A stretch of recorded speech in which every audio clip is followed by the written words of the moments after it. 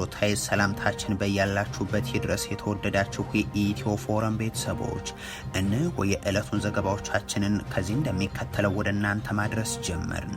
አበይት ነጥቦቹን በቅድሚያም ፋኖ ህወሓት ኦብነግ እና የኦሮሞ ነጻነት ሰራዊትን ጨምሮ 7 የፖለቲካና የትጥቅ ድርጅቶች የጋራ ምክር ቤት መመስረታቸው ተሰማ። የመሰረቱት ምክር ቤት በቅርቡ ይፋ ይደረጋል ተብሎም ይጠበቃል። የተመሰረተው ካውንስል ከጽምዶ ጋር ግንኙነት የለውምም ተብሏል። ዝርዝሩ ተዘጋጅቷል። ጠቅላይ ሚኒስትር አብይ አህመድ ይህንን ህዝብ የሚያውቀው ፈጣሪ ብቻ ነው ብለዋል። የብልጽግናው የምርጫ ድግስ ቢያንስ የመዝናኛ ምክንያት ሆኖ እያነጋገረም ቀጥሏል። የምርጫ ቦርድ ኮሮጆዎች ቀድሞ በአስፈጻሚዎች ድምፅ ተሰጥቶባቸው መገኘታቸውን አምኗል። ይህንንም እንመለከታለን። በኦሮሚያ ክልል የኢትዮ ጅቡቲ መንገድን የዘጋውን ጨምሮ በምርጫው ዕለት ጠንካራ ዘመቻዎች መደረጋቸው ተሰማ። በአማራ ክልል የተለያዩ ስፍራዎች ደግሞ አስፈጻሚዎች እኛም የብልጽግናው አመራርም ራሳችንን ለማዳን ስንሯሯጥ ነው የዋልነው ብለዋል። ምክትል ጠቅላይ ሚኒስትሩ ድምጽ በሚሰጡበት ወቅት በድሮን ቅኝት መታጀባቸው ማነጋጋሪ ሆኗል። ወደ እናንተ ይደርሳል።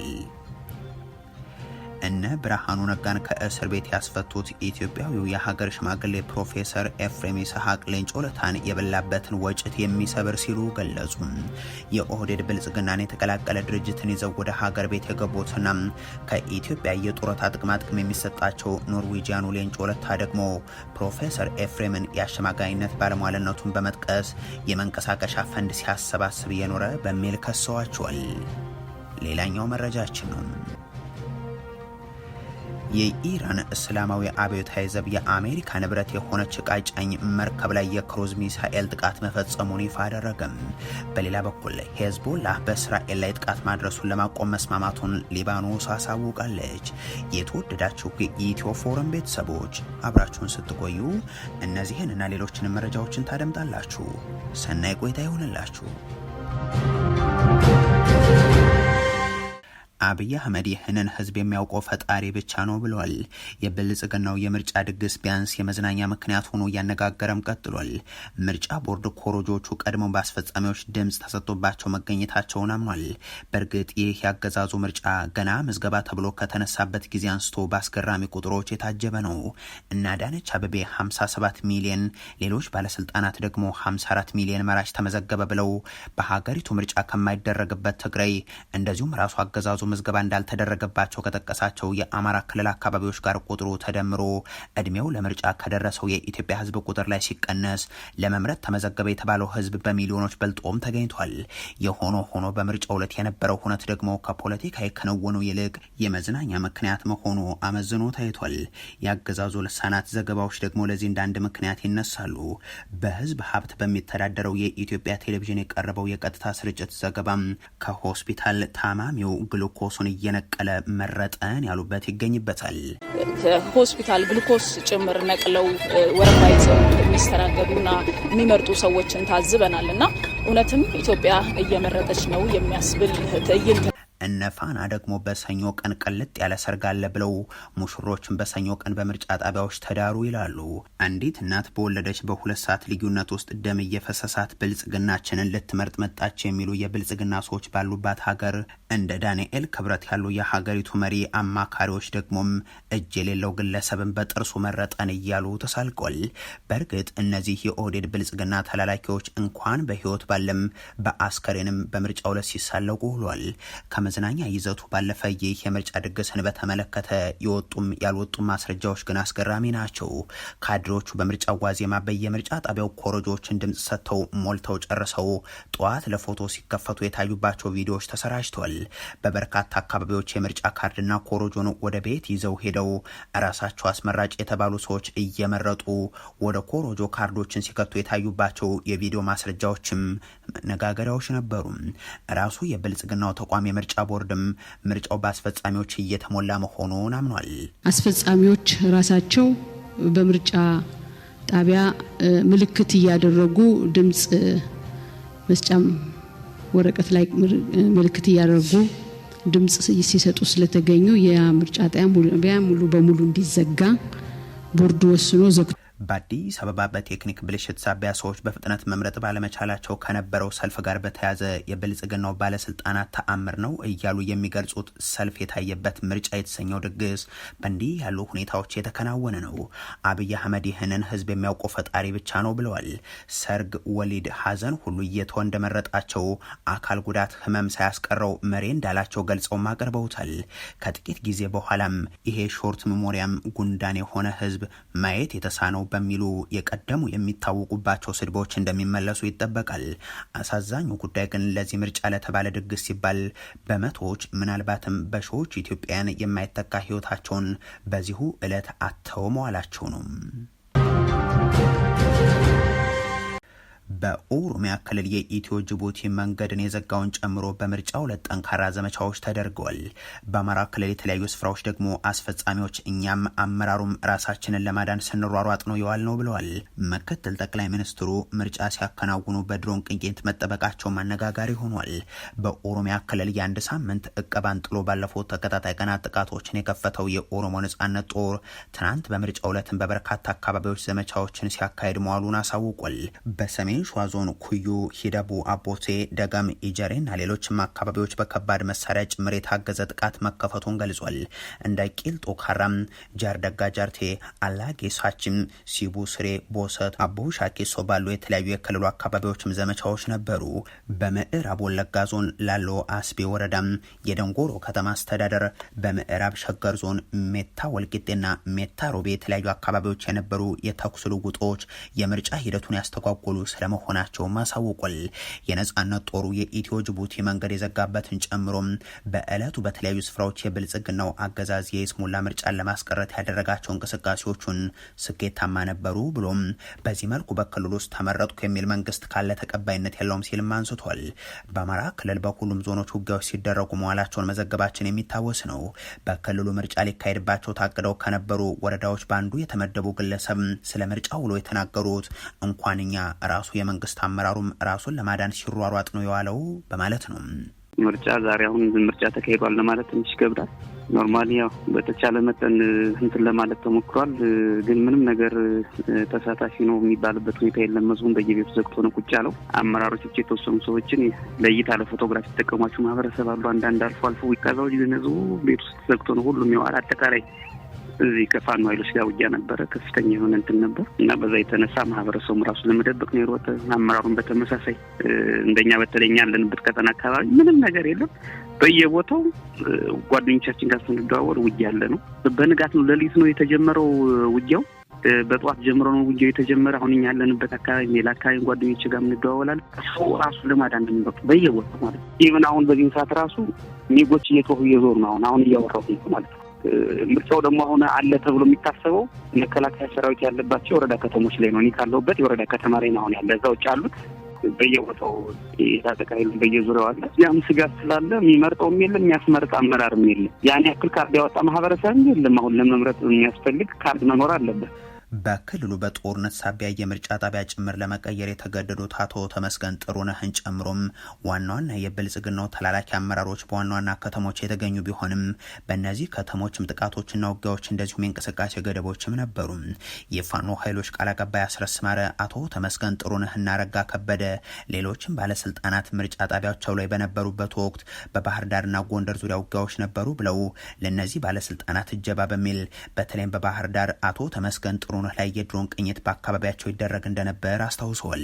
አሁን ምርጫ ተደርጓል አልተደረገም ስለሚለው ጉዳይ አይደለም የምናወራው። ምርጫ ጣቢያ ብሎ ድንኳን የዘረጋባቸው ቢሮዎቹን፣ ድንኳን የዘረጋባቸው ተቋሞቹን ከአገዛዙ ሰራዊት ቁጥጥር ውጪ ማድረግ የቻልንበት ኩነት ነው የነበረው። ለምሳሌ ደብረታቦር ካሉት በርካታ ምርጫ ጣቢያዎች ከ80 በላይ ምርጫ ጣቢያዎች ከአንደኛው ምርጫ ክልል ማለት ነው አንዷ ብቻ ነች አገዛዙ ፎቶ እንኳን ሊነሳበት የቻለውም የደፈረው። ባህር ዳር በከፊል ዝግ ሆኖ ነው የዋለው። ባህር ዳር ላይ ድንኳን ተተክሎባቸው ፎቶግራፍ ሲነሱባቸው አሉት። አባይ ማዶ የሚባለው በተለምዶ ቀበሌ 11 አካባቢ ነው። እዚህ ቦታ ላይ የክልሉ ፕሬዝዳንትና የአገሪቱ ምክትል ጠቅላይ ሚኒስትር ተገኝተው ምርጫ አደረግን ብለው በሚሉ ሰዓት ሁለት አኪንቺ ድሮኖች፣ ሁለት የዩናይትድ አረብ ኤምሬት ድሮኖች ሰማይ ላይ ነው የነበሩ። በድሮን ታጀበው ፎቶ ተነስተው የተወሰኑ እናቶችን አስከትለው ተመልሰዋል። እንግዲህ አስከሬን አስቀምጠው ልጃቸውን ሳይቀብሩ ወላጆችና ሀዘንተኞች መረጡን ብለው ምንድነው እየተደረገ የነበረው? ለቀብር የሄዱ የነበሩ ዜጎችን በማፈን ፎቶግራፍ እያነሱ በነጠ በነጠላ ፊታቸውን ሸፍነው አይናቸውን ሸፍነው ይታያሉ። እንግዲህ እናቶች በዚህ ልክ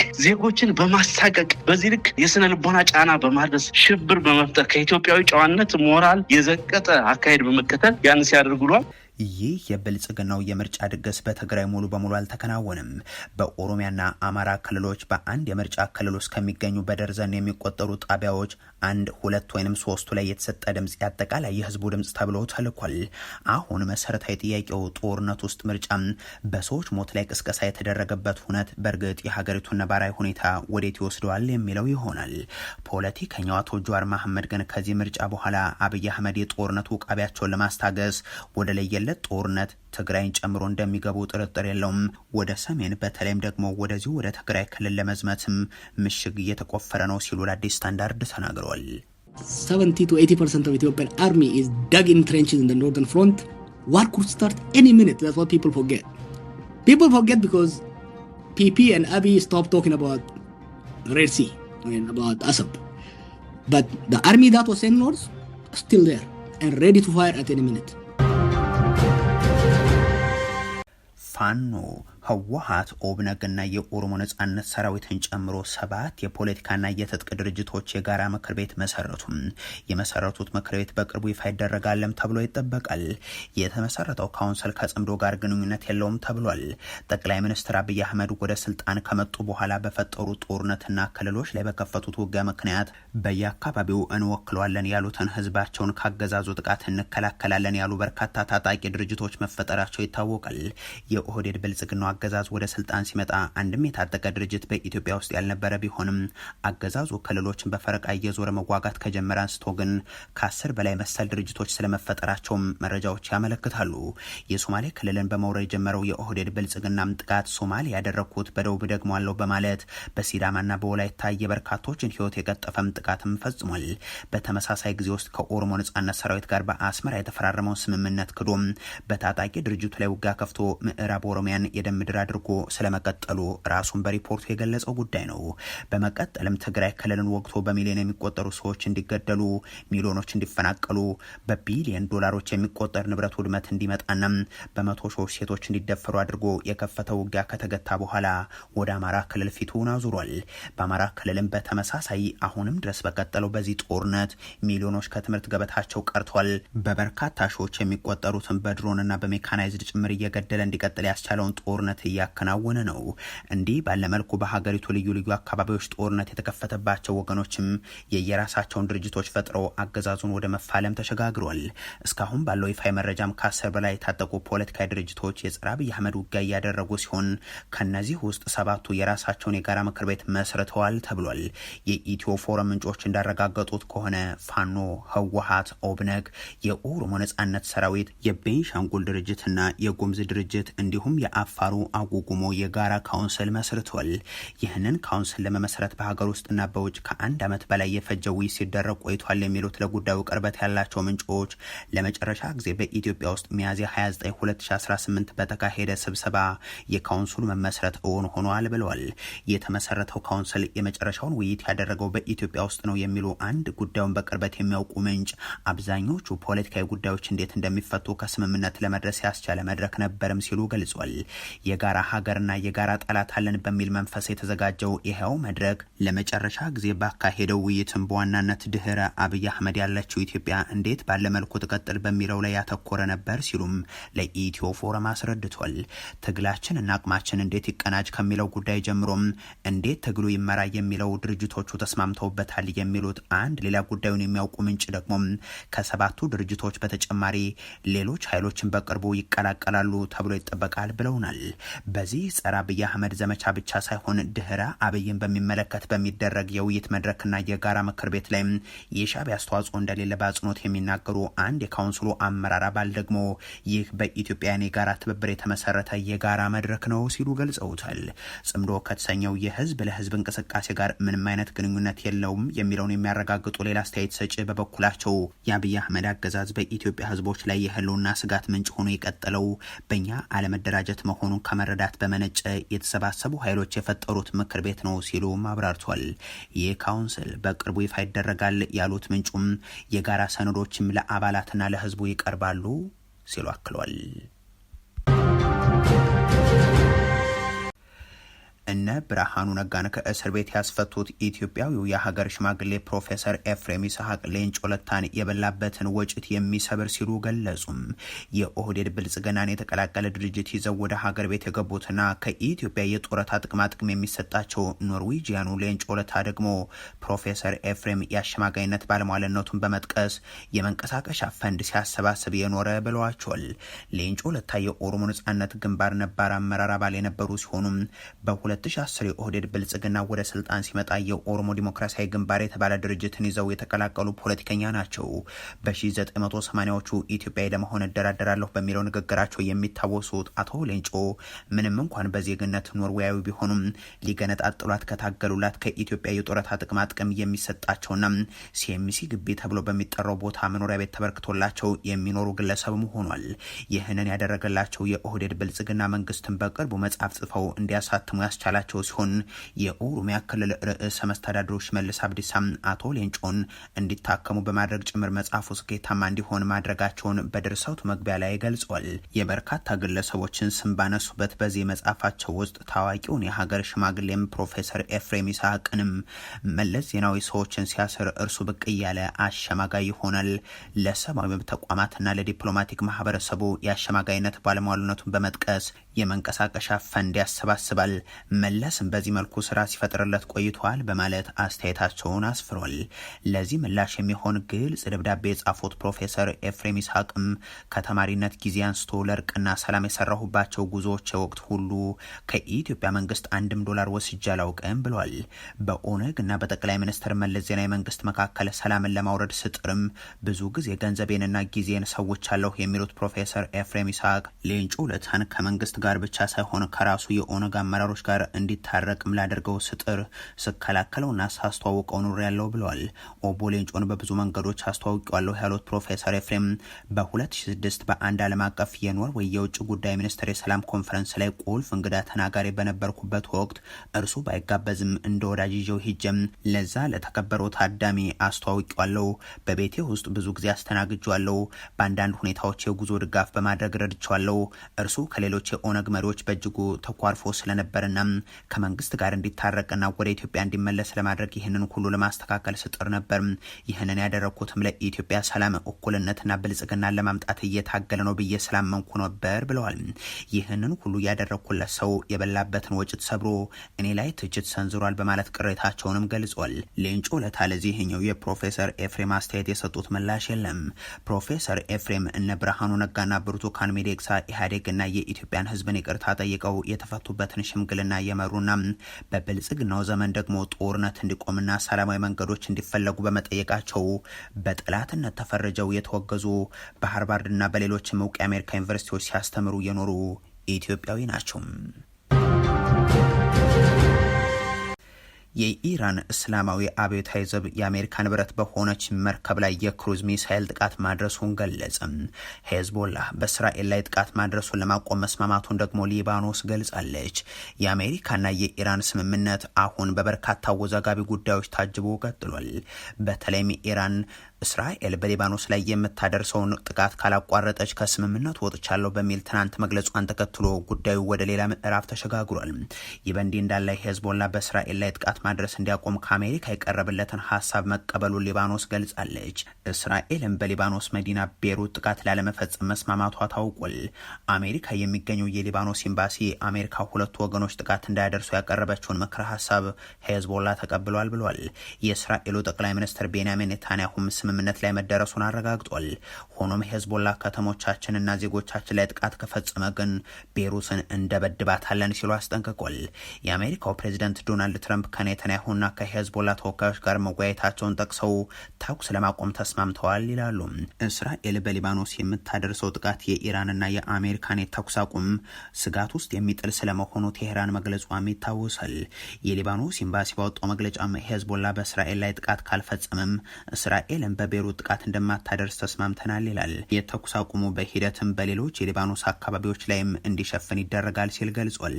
ጠቅላይ ሚኒስትር ኔታንያሁ ግን የእስራኤል መከላከያ ኃይል በታቀደው መሰረት በደቡባዊ ሊባኖስ የሚያካሂደው ዘመቻ የሚቋረጥ እንዳይደለ ጠቁሟል። ይህ በእንዲህ እንዳለ የኢራን እስላማዊ አብዮታዊ ዘብ የአሜሪካ ንብረት በሆነችና የፓናማ ሰንደቅ ዓላማን በምታውለበለብ የዕቃ መጫኛ ኮንቴነር መርከብ ላይ የክሩዝ ሚሳኤል ጥቃት መፈጸሙን ይፋ አድርጓል።